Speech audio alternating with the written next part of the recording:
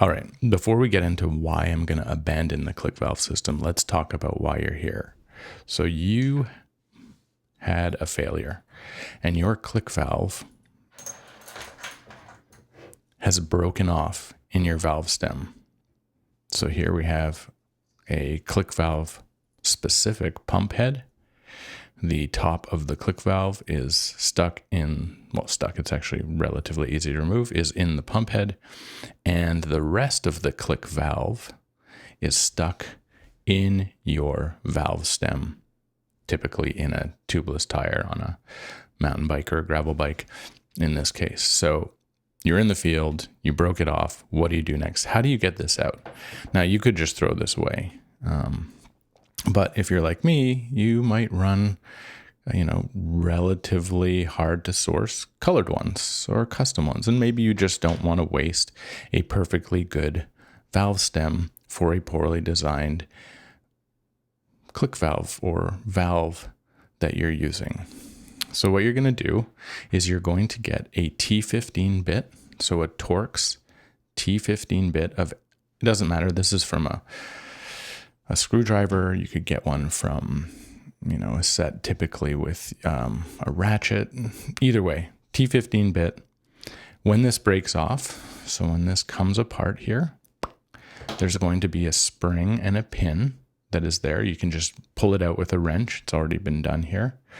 And once that's out, you should just be able to see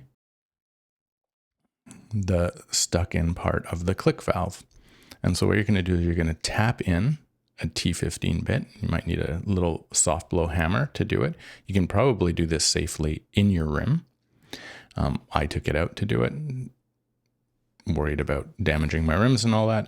But if you really want to do it, or you have aluminum rims, you can probably do this safely in your rim. Tap in the T-15 bit. And then once you do, the rest of the Clik valve, the broken off threaded insert, should just come out.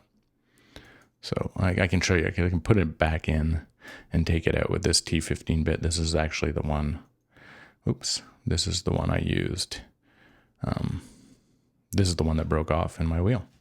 And so that's it. You've saved your valve stem. You've gotten rid of the Clik valve, T-15 bit, tapped in, all you need, easy. So now let's get into why I am getting rid of Clik valves. And this is fortuitous because I was testing them on my mountain bike, and I was about to order Clik valves for every other bike when this happened, and I think it saved me a lot of time and money. One of the main failure modes that Clik valve talks about when it comes to Presta valves is this getting bent. How annoying is this to get bent? And it is annoying.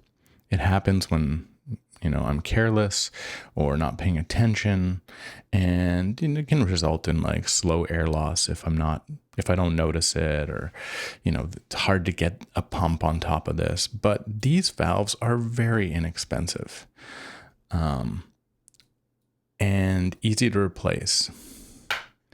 Now, they might not be as high flow as the rest, but I think a lot of this is marketing nonsense, because let's look at how this broke. If this was properly installed, let's just put it in lightly here. This is what a Clik valve looks like. Now, if you notice here, and I'm going to use this to point this out. In a Clik valve setup, the valve itself is not covered up by the pump head. Let's talk about why that matters. Let's put on, this is the exact same pump head. In fact, this is a pump I use on my gravel and bikepacking bike. All my bikes, actually. This one moves around. This one I was using just for my mountain bike. Let's put in a Presta valve and compare the difference here. So the difference is that with the Clik valve, the valve head is exposed. And that means when you're this tiny little pump and you're trying to pump in the field, things are a little messy in the field, a lot of stress is put right at this interface because there's nothing to support the valve stem. And if you compare that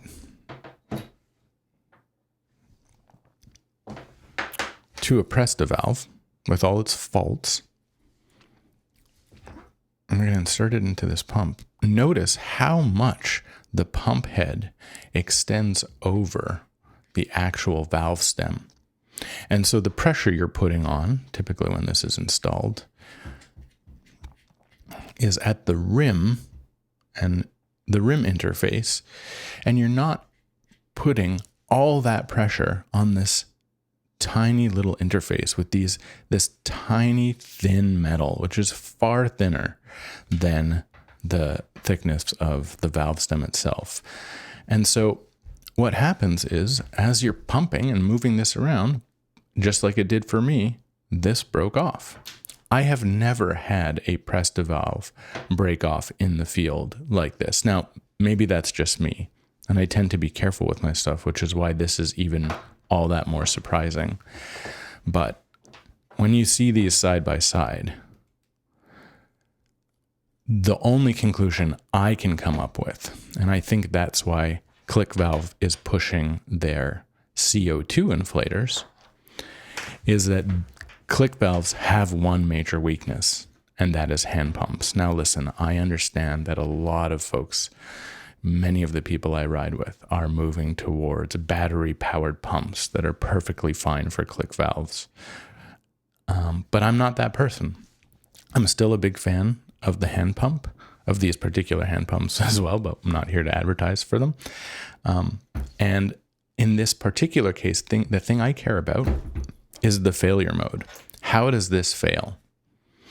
And when this fails, it's pretty easy, because I'm almost always carrying a spare valve core and valve core tool for this, to take out this valve core, because it doesn't break at this point.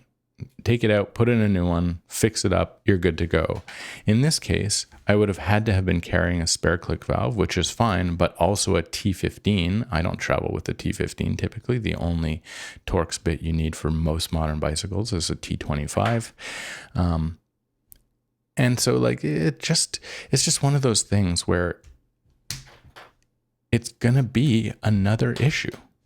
For what? For what purpose? And so I think that the problem Clik valves purport to solve, which are real, are not outweighed by how secure this particular Presta valve is when being pumped. This will break. This will break in different ways that are more easily fixable.